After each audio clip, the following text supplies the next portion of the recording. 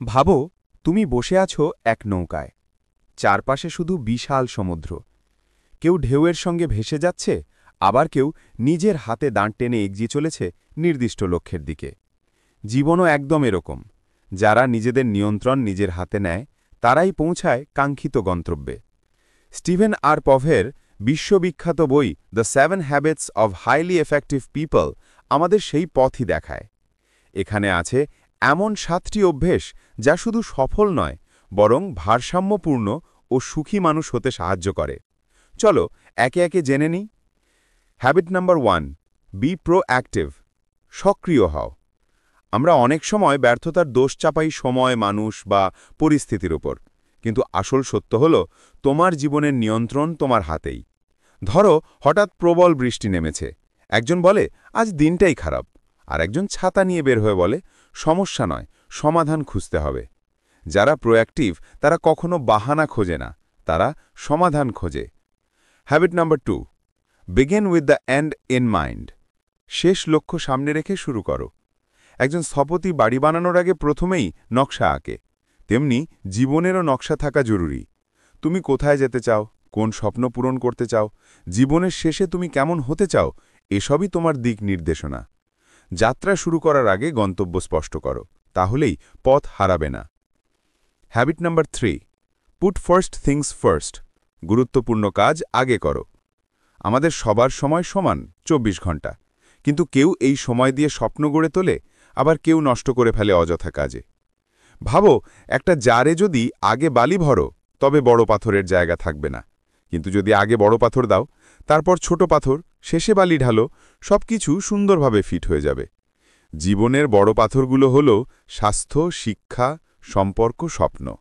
এইগুলোকেই আগে জায়গা দাও, তারপর বাকি বিষয়গুলো। Habit number 4, think win win. জয় জয় ভাবনা। অনেকে ভাবে আমি জিতব মানেই তুমি হারবে, কিন্তু সত্যিকারের সাফল্য তখনই আসে যখন দুজনেই লাভবান হয়।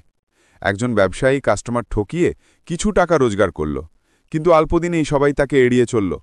অন্য ব্যবসায়ী কাস্টমারকে খুশি রাখল, আবার নিজেরও লাভ করল। ফলাফল, তার ব্যবসা দিন দিন বড় হল। এই হলো সিনার্জি, ভিন্ন ভিন্ন দক্ষতা মিলে অসাধারণ কিছু সৃষ্টি করা। Habit number 5, seek first to understand then to be understood. আগে বোঝো, তারপর বোঝাও। আমরা অনেক সময় শুধু নিজের কথাই বলতে চাই, কিন্তু যোগাযোগ তখনই শক্তিশালী হয় যখন আমরা আগে অন্যকে বোঝার চেষ্টা করি। ভাবো, একজন রোগী ডাক্তারের কাছে গেল, ডাক্তার কিছু না শুনেই শুধু নিজের মতামত দিল। ফলাফল, রোগী ঠিকমতো চিকিৎসা পেল না। কিন্তু যদি ডাক্তার আগে মন দিয়ে শুনত, তাহলে সঠিক চিকিৎসা হতো। তেমনি সম্পর্কেও আগে বোঝো, তারপর বোঝাও। Habit number 6, সিনার্জাইজ। সহযোগিতার জাদু।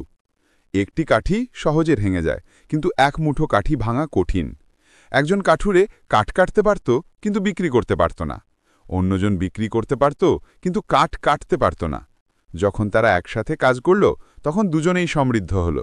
এই হল সিনার্জি, ভিন্ন ভিন্ন দক্ষতা মিলে অসাধারণ কিছু সৃষ্টি করা। হ্যাবিট নাম্বার 7, শার্পেন দ্য স। নিজেকে শানিত করো। একজন কাঠুরে সারাদিন করাত চালিয়ে ক্লান্ত হয়ে পড়ল, কিন্তু কাঠ কাটতে পারল কম। আর একজন প্রতিদিন কিছু সময় করাত ধার দিত, ফলে কম ক্লান্ত হতো আর বেশি কাঠ কাটত। এভাবেই জীবনেও যদি শরীর, মন, জ্ঞান আর আত্মার যত্ন না নিই, তবে আমরা নিঃশেষ হয়ে যাই। শেখা, বিশ্রাম, ব্যায়াম, ধ্যান এসবই আমাদের করাত ধার দেয়। উপসংহার, এটাই সেই 7টি অভ্যেস যা তোমার জীবনকে বদলে দিতে পারে।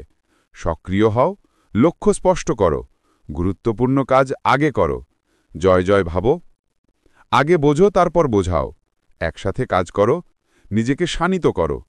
জীবন আসলেই এক যাত্রা, আর এই অভ্যাসগুলোই তোমাকে হাতে ধরিয়ে দেবে দিক নির্দেশনার মানচিত্র। যদি আজ থেকেই এগুলো মেনে চলো, তাহলে নিশ্চিত একদিন তুমিই হবে অন্য কারো অনুপ্রেরণা।